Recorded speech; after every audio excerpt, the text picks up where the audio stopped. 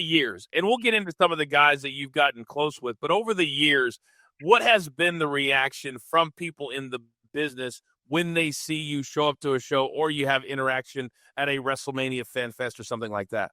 It's been wonderful over the years. We were so surprised when people started noticing us at conventions or other things when we didn't have the colors on. We went to a fan fest for the ECW Heatwave 1998 show in Dayton, Ohio. And you had guys like Tommy Dreamer and Chaz and New Jack and Shane Douglas and Heyman and people like that. And so we're walking through, and the first person we see is Taz. And, Taz's gimmick then was, beat me if you can, survive if I let you. I mean, he was just a tough guy. Jan was intimidated. She thought, oh, I hope he's nice and everything. We go up to Taz, and the first thing Taz says, I mean, we're in like T-shirts and shorts or whatever. Taz goes, where are your colors?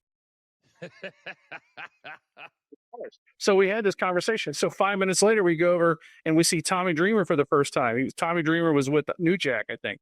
And Tommy goes, where are your colors? And it came to me, where are your colors? Where are your colors?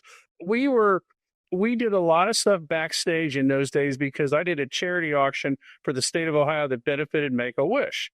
And so because of the relationship and the ticket situation and everything, I knew I could talk to people and feel comfortable. I remember Bob Clark. Remember Bob Clark? Bob Clark was head of talent, and Dave Hebner ran the backstage, him and Tim White. And they would let us come backstage and get all these things signed for Make-A-Wish. One time we were getting stuff signed in 01, and Undertaker came walking by. And Undertaker just kind of walks by slowly and everything. And he says, He says, I bet all this stuff's going to get a lot of money on eBay. And I said, no, Mr. And we always call people Mr. Even if we knew him, we called him Mr.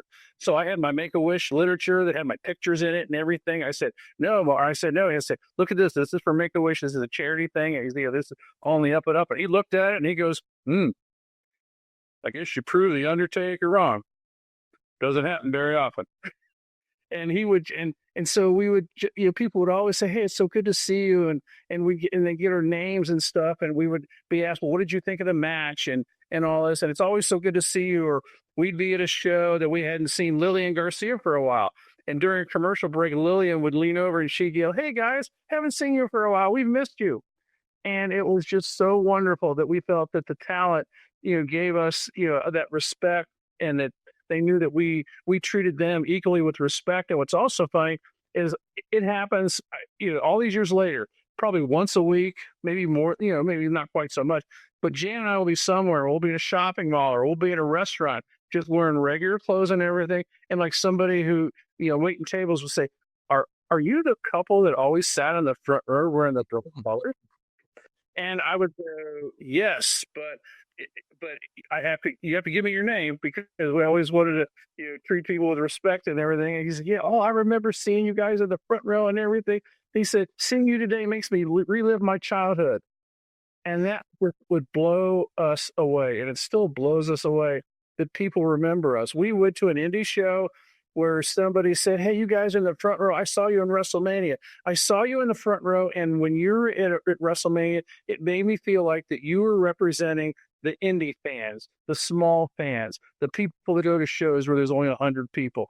Thank you for representing us. And that would and still blow us away that people knew and saw us and felt like that about us. It's just overwhelming.